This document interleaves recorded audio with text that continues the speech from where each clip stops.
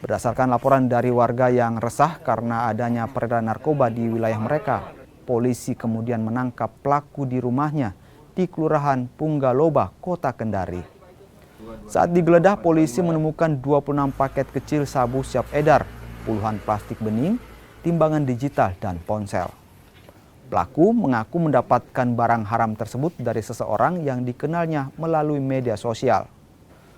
Pelaku diminta mengedarkan sabu dengan imbalan Rp100.000 per 100 gram sabu.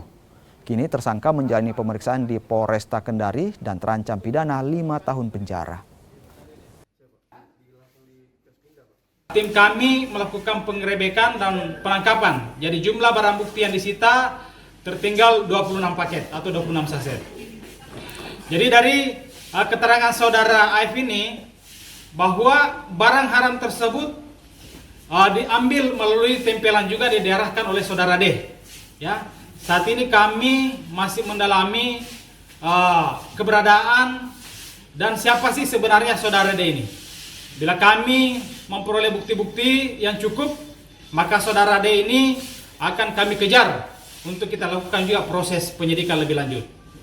Jadi adapun barang bukti yang disita dari saudara AF yang sebanyak 26 saset atau paket ini, yaitu dengan kisaran beratnya sekitar 15,0